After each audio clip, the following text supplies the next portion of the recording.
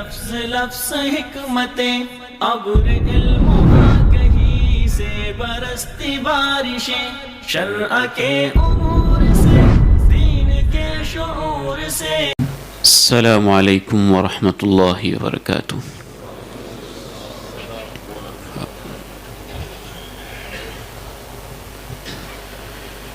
الحمد لله نحمده ونستعينه ونستغفره ونعوذ بالله من شرور أنفسنا ومن سيئات أعمالنا. أشهد أن لا إله إلا الله وحده لا شريك له وأشهد أن محمدا عبده ورسوله صلى الله عليه وعلى آله وصحبه وسلم. اللهم صل على محمد وعلى آل محمد كما صليت على إبراهيم وعلى آل إبراهيم إنك حميد مجيد. اللهم بارك على محمد وعلى آل محمد كما باركت على إبراهيم وعلى آل إبراهيم إنك حميد مجيد. رب اشرح لي صدري ويسر لي أمري واحلل عقدة من لساني يفقه قولي. اللهم انفعني بما علمتني وعلمني ما ينفعني وزدني علما. اللهم طهر قلبي من النفاق وعملي من الرياء ولساني من الكذب وعيني من الخيانة فإنك تعلم خائنة الأعين وما تخفي الصدور. أما بعد فإن خير الحديث كتاب الله وخير الهدي هدي محمد صلى الله عليه وسلم وشر الأمور محدثاتها وكل محدثة بدعة وكل بدعة ضلالة وكل ضلالة في النار. أعوذ بالله السميع العليم من الشيطان الرجيم من همزه ونفخه ونفثه. ولا تحسبن الله غافلا عما يعمل الظالمون إنما يؤخرهم ليوم تشخص فيه الأبصار مهطعين مقنعي رؤوسهم لا يرتد إليهم طرفهم وأفئدتهم هواء. انتہائی قابل احترام بھائیو، بہت ہی عزت کے لائق میرے سفید ریش بزرگوں، جیسے جیسے وقت کے فاصلے بڑھتے چلے جا رہے ہیں، عجیب معاملہ ہے کہ ظلم و ستم کے اندر اضافہ ہی ہوتا جا رہا ہے. اور تو اور انسان اپنوں کے لیے بھی بڑا ظالم ثابت ہو رہا ہے. باقی رشتے تو ٹھنڈے ہوئے ہی پڑے تھے، لیکن ماں باپ کا رشتہ، اس حوالے سے بھی ایسے ایسے واقعات سننے میں ملتے ہیں کہ انسان حیران و ششدر رہ جاتا ہے. بس اوقات ایسے بھی واقعات رونما ہوتے ہیں کہ والدین کو بڑھاپے میں قسم پرسی کے عالم میں دھکے دے کے گھر سے باہر نکالا جاتا ہے. تو آئیے آج اس خطبہ جمعۃ المبارک میں ہمارے معاشرے کو تباہ کرنے والا ایک بہت بڑا گناہ ظلم و ستم، اس حوالے سے ہم گفتگو کریں گے کہ ظلم کیا ہوتا ہے، اس کی کیا قسمیں ہیں، ظالم ظلم کیوں کرتا ہے، اللہ رب العزت نے اس کی سزا کیا رکھی ہے. وضع الشیء فی غیر محلہ ظلم، کسی بھی چیز کو غیر مناسب، غیر موزوں جگہ کے اوپر رکھنا اور فٹ کرنا، اسے عربی زبان میں ظلم کہتے ہیں.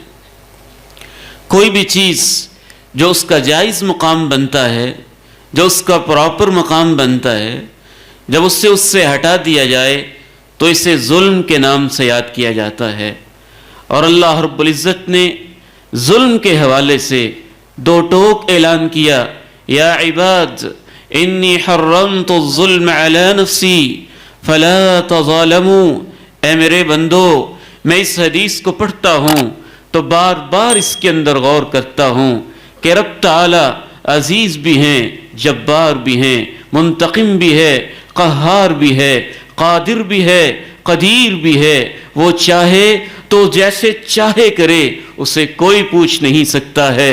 لا يسأل عما يفعل وهم يسألون. اس سے نہیں پوچھا جاتا کیوں کر رہا ہے، کیسے کر رہا ہے، کس کے ساتھ کیا کر رہا ہے. جو رب قادر قدیر ہے، جسے کوئی پوچھنے والا نہیں، وہ اعلان کرتا ہے میرے بندو میں نے اپنے اوپر خود ظلم کو حرام قرار دے دیا ہے. یعنی اللہ نے خود اپنی ذات کے بارے میں فیصلہ کر لیا. انی حرمت الظلم علی نفسی. مجھے کوئی پوچھنے والا نہیں ہے، میں پھر بھی کہتا ہوں کہ میں نے اپنے اوپر ظلم کو حرام قرار دیا ہے. فلا تظالموا. جب مجھے کوئی پوچھنے والا نہیں اور میں پھر ظلم نہیں کرتا، تمہارا تو میں نے حساب لینا ہے. اے میرے بندو، تم ایک دوسرے پہ ظلم نہ کیا کرو. فلا تظالموا. ایک دوسرے پہ ظلم نہ کرو. سب سے پہلی بات یہ ذہن میں رکھیے کہ ظلم ایسا گناہ ہے جس سے اللہ رب العزت کو اس قدر شدید نفرت ہے کہ اللہ نے اسے اپنی ذات مقدسہ کے اوپر بھی حرام قرار دیا ہے. دوسری بات یہ ذہن میں رکھیے، ظالم جو چاہے ظلم کر لے، لیکن اللہ رب العزت کا اس کے ساتھ ایک وعدہ ہے کہ مظلوم ظالم کے حق میں جو بد دعا کرے گا، اس کے درمیان اور اللہ کے درمیان کوئی فاصلہ نہیں ہوگا. جس طرح کے آگ سے شرارے اٹھتے ہیں اور وہ آسمان کی طرف فلک شگاف انداز سے بلند ہوتے جاتے ہیں، مظلوم کی دعا سیدھی عرش معلیٰ تک پہنچتی ہے اور اللہ اس کو جواب دیتے ہیں لَأَنصُرَنَّكَ وَلَوْ بَعْدَ حِينٍ. وقت تو لگ سکتا ہے لیکن میں تیری ضرور مدد کروں گا. ظالم سمجھتا ہے میں نے ظلم کیا، مجھے پکڑا نہیں گیا. وہ جانتا نہیں ہے اللہ کے ہاں وقت کے پیمانے یہ والے نہیں ہوتے ہیں جو ہمارے پاس ہیں.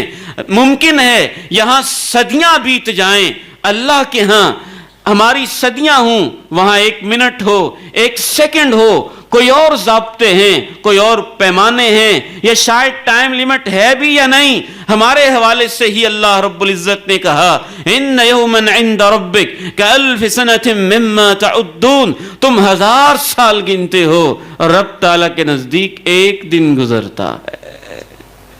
تو مظلوم سے اللہ کا وعدہ ہے میں تیری ضرور مدد کروں گا، یقیناً مدد کروں گا، تیری بد دعا کو سنوں گا. چاہے وہ کافر بد دعا دے، چاہے وہ فاسق بد دعا دے لیکن مظلوم ہو، چاہے وہ فاجر بد دعا دے اگر وہ مظلوم ہے تو اللہ نے مطلق وعدہ کیا ہے میں تیری ضرور مدد کروں گا، اگرچہ اس میں وقت لگ سکتا ہے.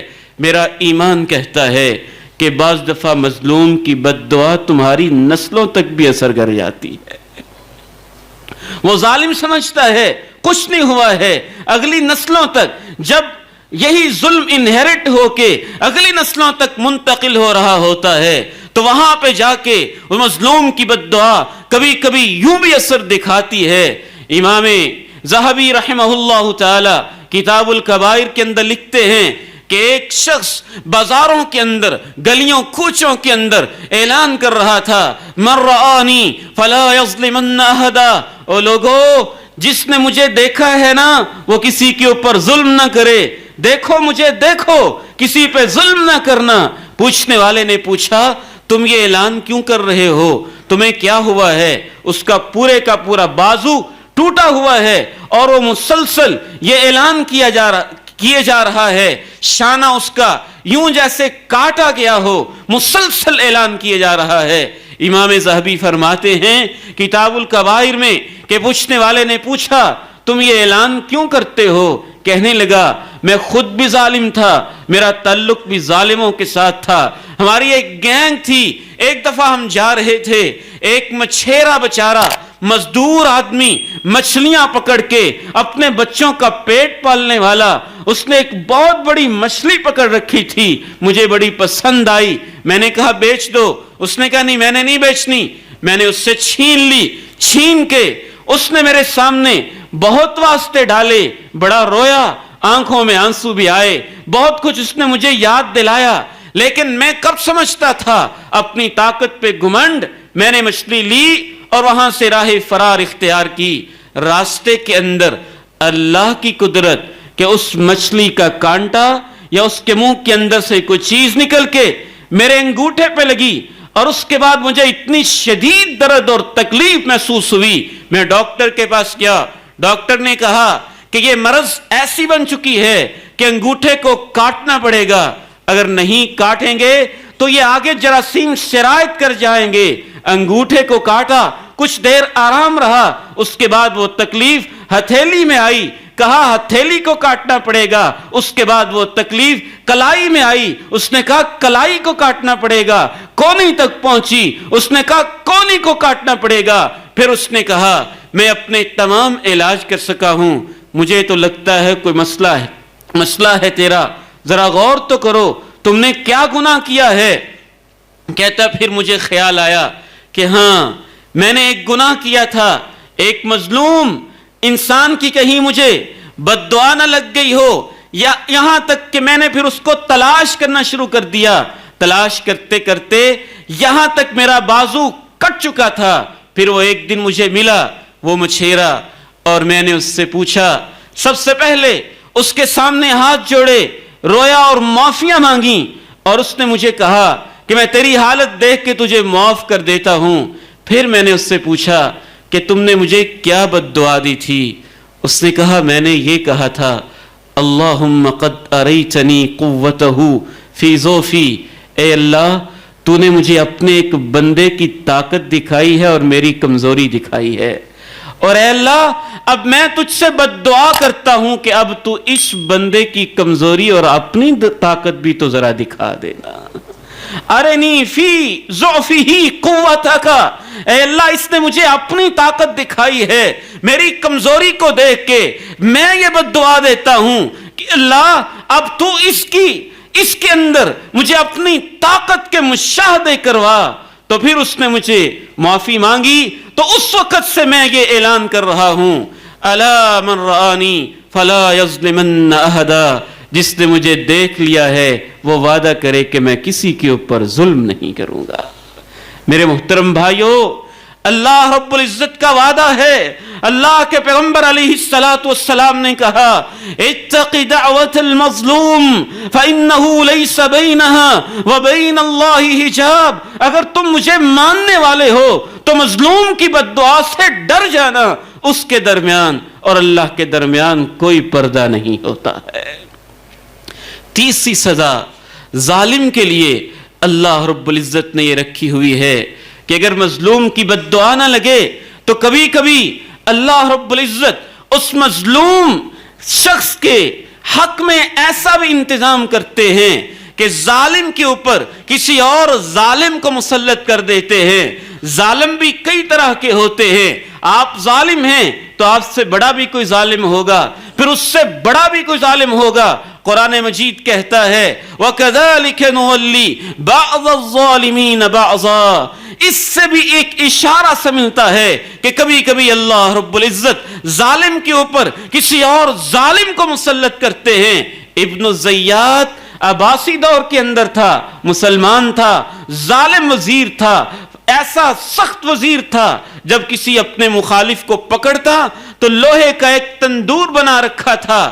صفدی مورخ ہے, الوافی اس کی کتاب ہے, اس کے اندر حالات بیان کرتے ہوئے لکھتا ہے کہ تندور لوہے کا بنا کے اندر آنکڑے لگائے ہوئے ہیں, کنڈیاں لگائی ہوئی ہیں, ان کو آگے سے موڑا ہوا ہے اور بالکل ٹائٹ سا رکھا ہوا ہے, سائز کم رکھا ہوا ہے. اپنے سیاسی مخالف کو اس کے اندر پھینکتا, جب اس کو لوہے کی وہ سلاخیں لگتی اور وہ اس کے سامنے واسطے ڈالتا, کہتا میرے اوپر رحم کرو, تو یہ جواب دیتا تھا الرحمت خور, رحم کرنا بزدلی کی نشانی ہوتی ہے, میں نہیں رحم کروں گا. مورخ لکھتا ہے کہ حالات بدل جاتے ہیں, تلک الایام نداولها بین الناس. حالات پلٹے, حکومت کا تختہ بدلا, پھر ابن الزیات کو پکڑا گیا, اسی تندور کے اندر ڈالا گیا, پھر اس نے یہی الفاظ کہے میرے اوپر رحم کرو, اور اس نے بھی جواب دیا نہیں, رحم نہیں کیا جائے گا, رحم کرنا تو بزدلوں کا کام ہوتا ہے. کبھی اللہ ظالم کے اوپر کسی اور ظالم کو مسلط کر دیتا ہے. سب سے پہلی بات کہ اللہ نے اس کو حرام کیا ہے. دوسری بات, مظلوم کی بد دعا سے اپنے آپ کو بچا کے رکھیے گا. ظالم کی تیسری سزا, ظالم کے اوپر اللہ کسی اور ظالم کو مسلط کر دیتا ہے. ظالم کی چوتھی سزا, جب ظلم اپنی حدوں کو چھونے لگتا ہے اور حدوں سے کراس کر جاتا ہے, پھر رب تعالی غضب میں آتے ہیں. کبھی ظالم کو اللہ خود ہی پکڑ لیا کرتے ہیں. کوئی بد دعا نہ بھی کرے تو اس کے ظلم کو دیکھ کے اللہ رب العزت جلال میں آتے ہیں. کونین کے تاجدار آمنہ کے لال علیہ السلام ارشاد فرماتے ہیں ان اللہ لیمہل للظالم حتی اذا اخذہ لم یفلتہ. اللہ رب العزت ظالم کو مہلت دیتے ہیں, لیکن جب پکڑنے پہ آتے ہیں پھر اس کو چھوڑا نہیں کرتے ہیں. کبھی اچانک پکڑتے ہیں, کبھی استدراج ہوتا ہے. استدراج کہ ٹھیک ہے رسی ڈھیلی کی ہوئی ہے, دیکھتے ہیں توبہ کرتا ہے یا نہیں کرتا. وہ سمجھتا ہے مجھے کون پوچھنے والا, لیکن اللہ جب پکڑنے پہ آتے ہیں کبھی اس کے پکڑنے کا یہ انداز بھی ہوتا ہے. یہ قوم لوط ہے, ان کو سمجھایا جا رہا ہے ظلم پہ ظلم, ستم کے اوپر ستم, ناجائز قسم کے کام کرنے میں اپنی حدیں بالکل کراس کر چکے ہیں, لمٹس گزر چکے ہیں, بلکہ بھول ہی چکے ہیں. رب تعالیٰ پوری کی پوری بستی کو اٹھاتا ہے. امام ابن کثیر لکھتے ہیں ان کے کتوں کے بھونکنے اور گدھوں کے ہنہنانے کی آوازیں آسمان پہ سنائی دیتی ہیں, اور وہاں سے الٹا کر کے نیچے گرا دیا جاتا ہے. پھر اوپر پتھروں کی بارش برسائی جاتی ہے. پتھروں کی بارش, جعلنا عالیہا سافلہا وامطرنا علیہم حجارۃ من سجیل منضود. ہم نے ان کا اوپر والا حصہ نیچے کر کے رکھ دیا. وامطرنا علیہم, پھر ان کے اوپر ہم نے بارش برسائی. یہ قوم سمود ہے, کہیں قوم شعیب ہے, ان کو سمجھایا جا رہا ہے لا تبخسوا الناس اشیاءہم, لوگوں پہ ظلم نہ کرو, دھوکے نہ کرو. تم کیا کرتے ہو, جب قیمت لیتے ہو تو پوری لیتے ہو, تولنے کی باری آتی ہے, ناپنے کی باری آتی ہے تو لوگوں کے ساتھ دھوکے کرتے ہو, نہ یہ کام کرو. قوم جواب دیتی ہے, ظالم قوم شعیب تمہیں کیا ہو گیا ہے, اصلاتک تأمرک, تیری نماز تو اللہ اللہ کر, اللہ کی عبادت کر, یہ ہماری اکانومی ہے, یہ ہمارا بزنس ہے, یہ ہمارا کاروبار ہے, اس سے تمہاری واعظ و تبلیغ کا تعلق ہی نہیں بنتا ہے, تم ہمیں یہ کیا سمجھانے لگے ہو. ایک طرف شرک کا ظلم بھی کر رہے ہیں, دوسری طرف حقوق العباد کے اندر بھی ظلم کر رہے ہیں. تین عذابوں کا تذکرہ کیا قوم شعیب کے اوپر. رب کے قرآن نے کہیں کہا اخذت الذین ظلموا الصیحہ, ایک دوپہر اچانک اللہ کی طرف سے چیخ نے ان کو پکڑ لیا. چیخ آئی, کانوں کو پھاڑتی ہوئی چنگھاڑ, نامعلوم کہاں سے کیسے کس انداز میں ایسی تپتی شدت کی دھوپ پڑی کہ لوگ اپنے گھروں سے باہر نکلے. 1 مہینہ تک تپتی دوپہروں کو برداشت نہ کر پائے, حتیٰ کہ ان کے کھیت کھلیان, ان کی فصلیں, ان کی جانور بھوک سے بلبلانے لگے, عجیب قسم کی چیز کا شکار ہو گئے. باہر نکلے, بادل رونما ہوا, جشن منانے لگے کہ 1 مہینے کے بعد بادل رونما ہوا ہے. ایک آدمی نیچے بادل کے گیا, ٹھنڈک محسوس ہوئی, اس نے پوری قوم سے کہا بڑا سہانا منظر ہے. سارے ادھر جمع ہو جاتے ہیں, اکٹھے جمع ہو گئے. ھذا عارض ممطرنا بل هو ما استعجلتم به ریح فیہا عذاب علیم. بارش نے آگ برسانا شروع کر دی. بارش کے انداز میں بادل کے اندر سے آگ برسی, हवाओं के झक्कड़ चले, धुंधो तेज आंधियां चली और इस अंदाज से उनको तबाह किया गया। एक और मकाम पे कहा अखज़तहुमुर रज्फा, उनके ऊपर जलजला भी तारी हुआ। कभी कभी जालिमों को मोहलत देने के बाद फिर अल्लाह खुद पकड़ लेते हैं, अजाब को नाजिल कर देते हैं। नमरूद है, अजाब पे अजाब करता चला जा रहा है, सजाओं पे सजाएं देता चला जा रहा है, जुल्म के ऊपर नए जुल्म की कहानियां रकम कर रहा है। फिर जब अल्लाह जलील करने पे आते हैं तो इसके अपने ही नौकर इसके सर के ऊपर जोर जोर के साथ इसी का जूता मारते हैं, तो तब जाके इसे सुकून मिलता है। बीमारी दे के पकड़ ले, आफत दे के पकड़ ले, कोई डिजास्टर आ जाए, जलजला आ जाए, तूफान आ जाए, सैलाब आ जाए, अमिनतुम मन फिस समा अन यख्सिफ बिकुमुल अर्ज़ फइज़ा हिय तमूर अम अमिनतुम मन फिस समा अन युरसिल अलैकुम हासिबा फसतअलमून कैफ नज़ीर। लोगों तुम्हें क्या हो गया है? अल्लाह का कोई खौफ नहीं है? अल्लाह की जमीन पे रहते हुए इतने न डर हो गए हो? अगर वो जमीन के अंदर तुम्हें दंसा दे तो क्या तुम्हें इस बात से खौफ नहीं आता है? अल्लाह के आसमां के नीचे रहते जुल्म करते हो, तुम्हें इस बात से खौफ महसूस नहीं होता है कि वो आसमानों से पत्थरों की बारिश नाज़िल कर दे? मेरे मुहतरम भाइयों और बुजुर्गों, जालिम के लिए अल्लाह रब्बुल इज्जत ने ऐसी ऐसी सजाएं बयान की हैं कुरान मजीद के अंदर कि इंसान हैरान व शश्दर रह जाता है। अगर यहां बच भी जाएगा तो मरते हुए उसका क्या मंजर होगा? कुरान मजीद उसे बयान करता है, वलौ तरा इज़ ज़ालिमून फ़ी गमरातिल मौत वल मलाइकतु बासितू ऐदीहिम अख़रिजू अनफुसकुम अल-यौम तुजज़ौन अज़ाबल हूनी बिमा कुन्तुम तक़ूलून अलल्लाहि गैरल हक़्क़ि व कुन्तुम अन आयातिही तस्तकबिरून। लौ तरा, काश तुम ये देख लो, काश तुम्हें नजर आ जाए जालिमों की मौत कैसे होती है। मौत के नशे के अंदर, मौत की बेहोशियों के अंदर, मौत की सकरात के अंदर, मौत की गमरात के अंदर, मौत की तकलीफों के अंदर अभी रूह बाद में फरिश्ते निकालते होंगे। वल मलाइकतु बासितू ऐदीहिम, और अपने हाथों को सजा देने के लिए फैला देते हैं। अल-यौम तुजज़ौन अज़ाबल हून, आज तुम्हें जिल्लत का अजाब दिया जाएगा, आज तुम्हें जिल्लत का अजाब चखाया जाएगा, जलील कुन अजाब दिया जाएगा। और आगे बढ़िए, अल्लाह रब्बुल इज्जत ने जालिमों के तस्करे करते हुए एक खतरनाक सजा, फिर कब्र में उसके साथ क्या होना है, वहां पे कैसी कैसी कहानियां बननी हैं, कैसी तारीकियां होनी हैं, कैसे उसके जुल्म के मजे उसे चखाए जाने हैं। और उसके बाद मैदान महशर रब ताला फरमाते हैं, वला तहसबन्नल्लाह गाफिलन अम्मा यअमलुज़्ज़ालिमून। ये आयत कोई जालिम काश पढ़े और उसके रोंगटे खड़े हो जाएं कि रब ताला क्या कहते हैं। कभी भी ये न समझो कि जालिम जो कुछ कर रहे हैं अल्लाह को पता नहीं है।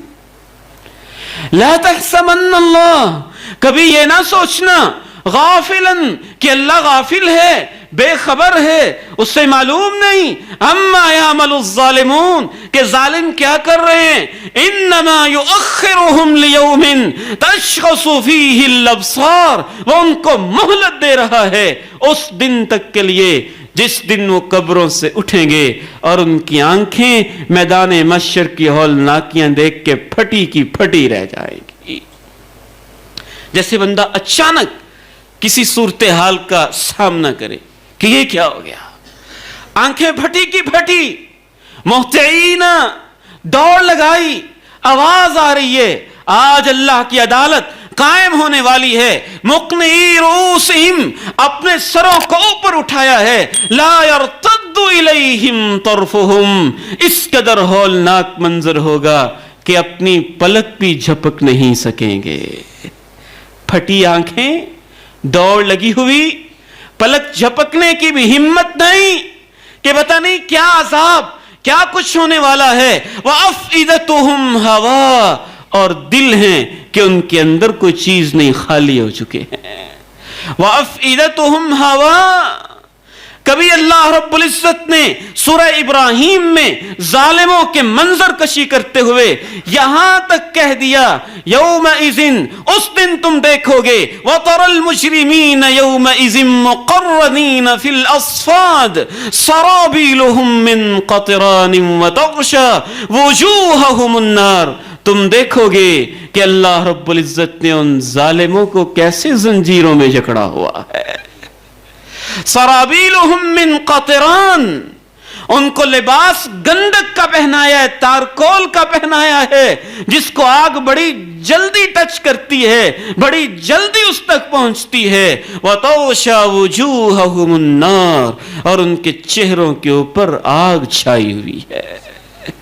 یہ ظالموں کا منظر کھینچا اللہ رب العزت نے, منظرنامہ بتایا کہ اس انداز میں میدان محشر کی طرف جا رہے ہوں گے. اور کچھ سزا کا یہ بھی انداز وَتَرَى الْمُجْرِمِينَ يَوْمَئِذٍ مُقَرَّنِينَ فِي الْأَصْفَادِ, کچھ ظالموں کو جکڑا گیا ہے اور کچھ ظالم ایسے ہیں يُحْشَرُ الْمُتَكَبِّرُونَ أَمْثَالَ الذُّرِّ يَوْمَ الْقِيَامَةِ.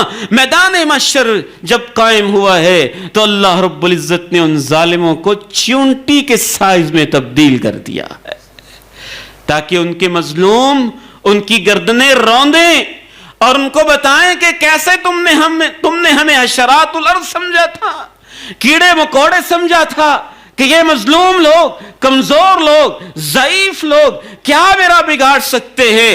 رب تعالیٰ نے بتایا ہے کہ میں کیسے مظلوم کی مدد کرتا ہوں. کبھی کسی ظالم کا یہ بھی انداز ہوگا, وہ لوگ جو اپنے یتیم بھانجوں کا, یتیم بھتیجوں کا, یتیم رشتہ داروں کا مال ہڑپ کر کر کے کھا رہے ہیں, ان کی پراپرٹی پہ قبضے کر رہے ہیں, ان کے ڈاکومنٹس ہتھیا رہے ہیں اور ان کے مال کو ناجائز طریقوں سے, ناجائز ہتھ کنڈوں سے ان کی ایکسپلائٹیشن کر رہے ہیں. یہ نہ سمجھیں کہ وہ مال کھا رہے ہیں.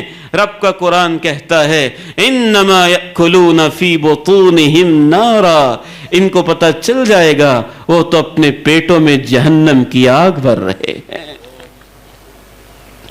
اور پھر اس کے بعد یہ تو 50,000 سال کا دن ہے نا, پھر اس کے بعد وجاء ربک والملک صفا صفا وجیء یومئذ بجہنم یومئذ یتذکر الانسان وانى له الذکری. اعظم مارکیٹ کے میرے بھائیوں, لاہور کے باسیوں, میں حیران ہوتا ہوں, یہ مسلمان لوگ ہیں, آخری نبی کی امتی ہیں, آخری نبی کا کلمہ پڑھنے والے, ایمان لانے والے لوگ ہیں. انہوں نے کیا سمجھ رکھا ہے, کسی کا حق کھانا معمولی بات ہے ان کے نزدیک, دھوکہ دینا معمولی کیس ہے ان کے نزدیک, ظلم و ستم کی کہانیاں رقم کرنا معمولی سا ایشو ہے ان کے نزدیک, 2 رکعت کی مار ہے, استغفار کا مسئلہ ہے اور سب کچھ صاف ہو جائے گا. نہیں, رب تعالیٰ کے خاص پیغمبر کونین کے تاجدار نے قسمیں اٹھا اٹھا کے کہا لوگو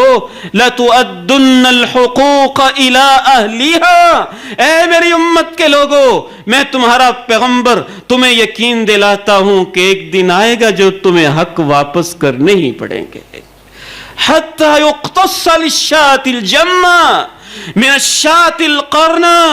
وہ عدالت تو ایسی عدالت ہے جہاں بے سینگ بکری جس کو سینگ والی بکری نے مارا تھا, ان کے درمیان بھی اللہ رب العزت کے ساز قائم کریں گے.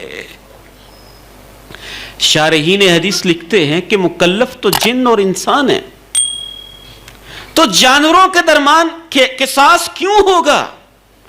قرآن مجید بھی تو کہتا ہے اذا الشمس كورت واذا النجوم انكدرت واذا الجبال سيرت واذا العشار عطلت واذا الوحوش حشرت واذا البحار سجرت واذا النفوس زوجت. یاد تو کرو اس دن کو, الشمس كورت جب سورج کو لپیٹا جائے گا, النجوم انكدرت ستارے گدلا جائیں گے, اور جس دن بیان کرتے کہا واذا الموءودة سئلت بأي ذنب قتلت، یہاں تک بھی کہا وَإِذَا الْوُحُوشُ حُشِرَتْ، جو جنگلی جانور ہیں، جو مختلف جانور ہیں بدکنے والے بھاگنے والے، ان کو بھی اکٹھا کیا جائے گا، اور جو زندہ درگور کی ہوئی لڑکی ہے اس سے پوچھا جائے گا تجھے کس ظلم کی وجہ سے زندہ درگور کیا گیا تھا؟ تو اس سورہ سے پتہ چلتا ہے کہ جانور کو بھی اکٹھا کیا جائے گا، جانوروں کو میدان محشر میں لایا جائے گا۔ اور اس حدیث سے بھی پتہ چلتا ہے کہ فرمایا یقتص للشاة الجمہ من الشاة القرنہ، جو بے سینگ بکری ہے اور سینگ والی بکری ہے، ان کے اوپر بھی عدالت قائم کی جائے گی، قصاص نافذ ہوگا۔ مسند احمد کی حدیث ہے، امام البانی نے اسے صحیحہ میں ذکر کیا ہے۔ کونین کے تاجدار آمنہ کے لال علیہ السلام تشریف فرما ہے، دو بکریوں کی آپس میں لڑائی ہو رہی ہے، تنطحانی و تقترینانی، دونوں سینگ مار رہی ہیں ایک دوسرے کو۔ کونین کے تاجدار مسکرا دیتے ہیں۔ صحابہ پوچھتے ہیں آپ کس کے لیے مسکرائے ہیں؟ فرماتے ہیں میں اس بات پہ مسکرا رہا ہوں، ان کو خبر نہیں ہے کل قیامت کے دن عدالت ان پر بھی قائم کی جائے گی۔ شارحین حدیث لکھتے ہیں کیوں قائم کی جائے گی؟ ان کے لیے جنت نہیں ہے، ان کے لیے جہنم نہیں ہے، ان کے لیے سزا نہیں ہے، ان کے لیے جہنم کے شعلے نہیں ہیں۔ تکلیف صرف مکلف صرف جن اور انسان ہیں، جانوروں کو اللہ نے مکلف نہیں بنایا ہے، وہ تو بے شعور ہیں، وہ ایک دوسرے پہ ظلم و ستم کر سکتے ہیں، لیکن عدالت اس لیے قائم کی جائے گی تاکہ ان کو دیکھ کر ظالموں کو پتہ چل جائے کہ باری میری آنے ہی والی ہے۔ جس رب نے جانوروں پہ عدالت قائم کر دی ہے وہ مجھے کیسے معاف کرے گا؟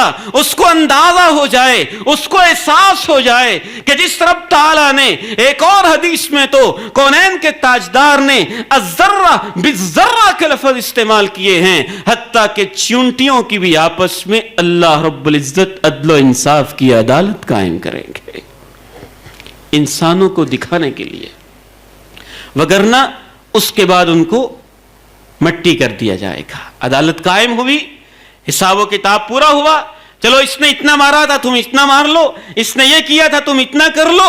عدالت قائم ہوئی اور اس کے بعد جانوروں کو مٹی کر دیا گیا، ختم کر دیا گیا، بالکل ان کی تاریخ کو ساری چیزوں کو محو کر دیا گیا۔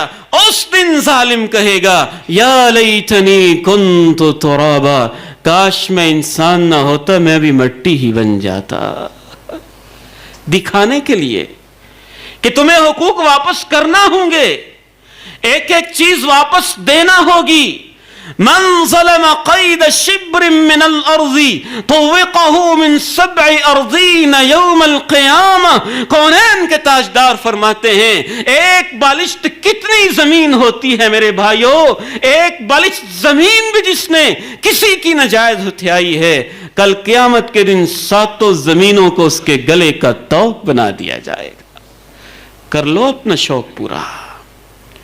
میرے محترم بھائیوں، اللہ کے پیغمبر علیہ السلام اپنی امت کو سب کچھ بتا کے گئے، ہم نے اس سے مذاق سمجھا ہوا ہے، کوئی مسئلہ نہیں، ہم اسے سمجھتے ہیں فسانہ ہے، ڈراوے ہیں، دھمکیاں ہیں۔ اللہ کے پیغمبر ہمارے سامنے قسمیں اٹھاتے ہیں، تاکیدیں کرتے ہیں کہ اپنے حقوق ایک دوسرے کو معاف کروا لو۔ صحیح بخاری کی حدیث اٹھائیے، کونین کے تاجدار فرماتے ہیں من کانت لہو عند اخیہ مظلمۃ من عرض او شیء فلیتحللہ منہ اليوم، جس نے اپنے بھائی کی کسی چیز پہ یا عزت پہ ظلم کیا ہے، موقع ہے کہ آج اس سے معاف کروا لے، آج معاف کروا لے۔ میں نہیں کہہ رہا، آمنہ کے لال فرما رہے ہیں آج معاف کروا لے۔ آپ سے زیادہ اللہ کی رحمت سے کون واقف ہے؟ آپ سے زیادہ اللہ کی رحمت کے اوپر کس کا ایمان ہے؟ آپ اپنی امت کو سمجھا رہے ہیں جس نے ظلم کیا ہے کسی کے اوپر کسی چیز میں یا عزت میں، وہ آج معاف کروا لے۔ اس دن کے آنے سے پہلے پہلے اما الحسنات و اما السیئات، جس دن دینے کے لیے کچھ نہیں ہوگا، یا نیکیاں ہوں گی یا برائیاں ہوں گی۔ ایک ایک کر کے نیکیاں مظلوموں کو دی گئیں۔ مظلوم آیا مارا ہے، مظلوم آیا پیٹا ہے، مظلوم آیا خون بہایا ہے، مظلوم آیا قبضہ کیا ہے، مظلوم آیا اللہ مجھے میرا حق دلایا جائے گالی دی ہے، مظلوم آیا بدنام کیا ہے، مظلوم آیا میری غیبت کی ہے، مظلوم آیا میری چغلی کی ہے، مظلوم آیا میرے اوپر یہ ظلم کیا ہے، مظلوم آیا بہتان لگایا ہے، مظلوم آیا میری عزت تک کے اوپر اس نے انگلیاں اٹھائی ہیں۔ رب تعالیٰ نے کہا اتنی نیکیاں لے لو، اتنی نیکیاں لے لو، اتنی نیکیاں لے لو، اتنی نیکیاں لے لو۔ مظلوم آئے اللہ یہ بھی ظلم کیا ہے، نیکیاں جتنی بھی کی تھیں سارا نامہ اعمال صاف ہو چکا ہے، اب اپنی برائیاں اس کے سر پہ ڈال دو، اب اس کے پاس کچھ نہیں ہے، مفلس ہے، فقیر ہے، کلاش ہے۔ دنیا میں ہم غربت سے بہت ڈرتے رہتے ہیں، کہیں میرے حالات نہ بدل جائیں، ہم ڈرتے ہیں کہیں میرے حالات نہ بدل جائیں، ہم ڈرتے ہیں کہیں دکان میں ماند نہ پڑ جائے، ہم ڈرتے ہیں کہیں ریٹ کم نہ ہو جائے، ہم ڈرتے ہیں کہ آج میں کھاتا پیتا ہوں کہیں میری اولاد مانگت نہ بن جائے۔ کونین کے تاجدار کہتے ہیں غریب یہ نہیں ہوتے جو دنیا کے غریب ہوتے ہیں، ان کے حالات بدلنے کی امید ہوتی ہے۔ غریب تو وہ ہے بیچارہ جو سب کچھ رکھنے کے باوجود قیامت کے دن غریب ہو گیا ہے۔ مظلوم لے گئے سب کچھ دے دیا گیا ان کو، اب یہ غریب ہو گیا۔ یہ ہے مفلس، یہ ہے غریب جس کے حالات بدلنے کی امید نہیں ہے۔ کیسے اس کے حالات بدلیں گے؟ اب تو اس کے بعد جنت ہے یا جہنم ہے۔ مظلوموں کو حق دینے کے بعد اور مظلوم آئے، گناہ اس کے سر پہ ڈالے گئے، ثم طرح فی النار، پھر اسے جہنم کی آگ میں پھینک دیا گیا۔ میرے محترم بھائیوں، ہم مسلمانوں پہ ظلم کرتے ہیں۔ ہمارا دین تو وہ دین ہے جو کافروں پہ ظلم کرنے کی اجازت نہیں دیتا۔ ایک کافر وہ ہے جو حربی ہوتا ہے، عزت کا لٹیرا ہوتا ہے، جو دشمن ہوتا ہے، ٹھیک ہے اس کے ساتھ ہماری جنگ جاری ہے، وہ ایک ایکسیپشنل کیس ہے، مستثنا معاملہ ہے، وہاں غیرت کا نہ ہونا یہ منافقت کی نشانی ہے۔ اس کے خلاف جہاد کا جذبہ ہونا چاہیے، جہاد کا جذبہ اور غیرت اور ملی حمیت ہونی چاہیے، دین کی پوری غیرت کے بلکہ متلاطم سمندر انسان کے اندر ہونے چاہیے۔ لیکن وہ کافر جو اسلامی ریاست کی حمایت حاصل کر کے باقاعدہ اس کا ممبر بن چکا ہے اور معاہد جس کو شریعت میں کہا جاتا ہے، جن کے ساتھ معاہدہ ہو چکا ہے یا جو اسلامی ریاست میں رہ رہا ہے۔ ایک حدیث میں کونین کے تاجدار آمنہ کے لال علیہ السلام فرماتے ہیں جو اس کافر کے اوپر بھی ظلم کرے گا انا حجیجہ یوم القیامہ، کل اس کے خلاف احتجاج کرنے کے لیے میں خود اللہ کی عدالت میں آؤں گا۔ اور یہ مسلمان ہیں جن پہ ہم ظلم کرتے ہیں اور کوئی فکر نہیں۔ اب جنازہ مسجد میں پڑا ہے، اب بہت فکر ہے کہ اس کو اس کے حقوق معاف کر دیں، یہ سارا کچھ کرتا رہا، اس کو اللہ کے لیے معاف کر دیں۔ معافی تو اس نے مانگنی تھی۔ اللہ کے پیغمبر علیہ السلام کی یہ تعلیم نہیں ہے کہ اس موقع پہ کوئی دوسرا معافی مانگ رہا ہو۔ اللہ کے پیغمبر تمہیں یہ کہتے ہیں جس نے ظلم کیا ہے موقع ہے آج معافی مانگے۔ فَلْيَتَحَلَّلْهُ مِنْهُ الْيَوْمِ، کوئی حرج نہیں۔ ہمارے ہاں ایک روایت چل رہی ہے اور کہہ دیا جاتا ہے، لیکن اصل چیز یہ نہیں۔ اصل چیز اللہ کے پیغمبر کی تعلیم ہے کہ جیتے جی اس کو معاف کروائے، جیتے جی اس کی معافی مانگے۔ صحیح بخاری کی حدیث ہے، کونین کے تاجدار آمنہ کے لال علیہ السلام ارشاد فرماتے ہیں میں نے جہنم کو دیکھا اور جہنم کے اندر میں نے ایک عورت کو دیکھا کہ وہ جہنم میں لٹکی ہوئی ہے اور ایک بلی ہے جو اس کے چہرے کے گوشت کو نوچ رہی ہے۔ اس وجہ سے کہ اس نے بلی پہ ظلم کیا تھا نا۔ جو رب تعالیٰ بلی پہ ظلم کرنے والی کو یہ سزا دیتا ہے، وہ انسانوں پہ ظلم کرنے والے ظالم کا کیا حشر کرے گا؟ ولا تحسبن الله غافلا عما يعمل الظالمون انما يؤخرهم ليوم تشخص فيه الابصار مهطعين مقنعي رؤوسهم لا يرتد اليهم طرفهم وافئدتهم هوى. میرے محترم بھائیو، آخر میں ذرا ظلم کی بنیادی 4 قسمیں ذہن میں رکھیے گا. سب سے بڑا ظلم، سب سے بنیادی ظلم، سب سے اولین ظلم یہ ہوتا ہے کہ انسان اللہ کے حقوق میں ظلم کرے. زمین اس کی ہو، آسمان اس کا ہو، وجود اس نے دیا ہو، آنکھیں اس نے دی ہیں، ہاتھ اس نے دیے ہیں، قدم اس نے دیے ہیں، سوچ اس نے دی ہے، وجود اس نے بخشا ہے، اور اس کے وجود کے ساتھ اس کے آسمان کی نیلگوں چھت کے نیچے اور اس کے فرش خاکی کے اوپر زندگی بسر کرتے ہوئے یہ سجدہ یا اللہ کو کرے ہی نہ، یا کرے تو غیر اللہ کو بھی ساتھ کرے، تو یہ سب سے بڑا ظلم ہے. ان الشرک لظلم عظیم. اور اسے تو اللہ اگر اس سے توبہ نہیں کی کبھی معاف نہیں کرے گا. جگہ جگہ چپے چپے پہ، کہیں قبر پہ سجدہ، کہیں مزار پہ سجدہ، کہیں ڈھیری پہ سجدہ، کہیں پیر کے پاؤں میں سجدہ، کہیں کہیں سجدہ، کہیں کہیں پہ سجدہ، کہیں گھوڑے کی دموں کو سجدہ، کہیں اس سے نیچے گزرنے کا انداز. شرک کے یہ اتنے ظالمانہ اور غلیظ انداز ہیں کہ اگر یہ سارے ظلم اپنے دامن میں لے کے انسان چلا گیا، معافی نہ مانگی، تو یہ تو ایسا ظلم ہے جسے اللہ کبھی معاف نہیں فرمائے گا. ان اللہ لا یغفر ان یشرک بہ ویغفر ما دون ذلک لمن یشاء. اللہ کے نبی کے حقوق میں ظلم، یہ ظلم کی دوسری قسم ہے. اپنی طرف سے مسئلے، اپنی طرف سے حدیثیں، من گھڑت ڈھونسلے، طرح طرح کے مسائل اور لوگوں کو گمراہ کرنے کا انداز، یہ اللہ کے پیغمبر کے حقوق پہ ڈاکہ ہے. نئے نئے جشن، نئے نئے دن، نئی نئی بدعتیں، نئی نئی چیزیں اپنی طرف سے دین کے اندر ایجاد کرنا، یہ بدترین ظلم ہے، اور یہ اللہ کے نبی کے حقوق میں ظلم ہے. ظلم کی تیسری قسم ہمارے آپس کے ظلم ہے. ایک دوسرے پہ ظلم.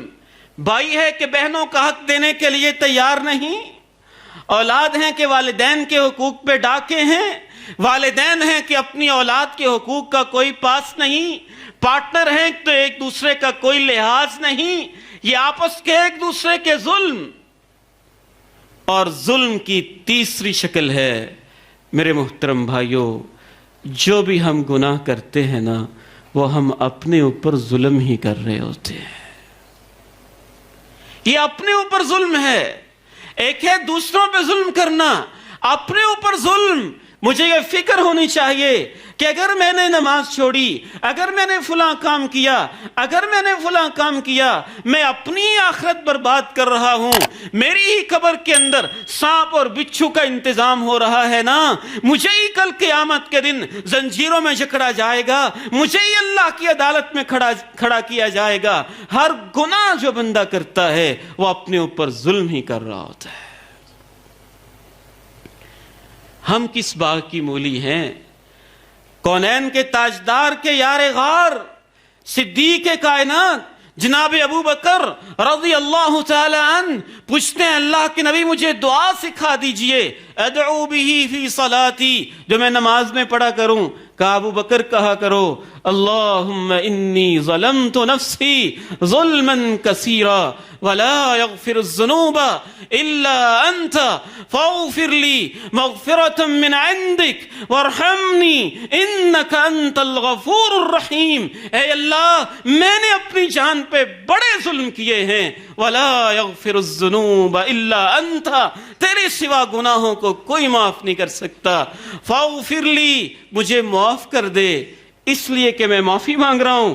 نہیں، مغفرۃ من عندک، اس لیے کہ تیرے پاس معافی بہت ہوتی ہے.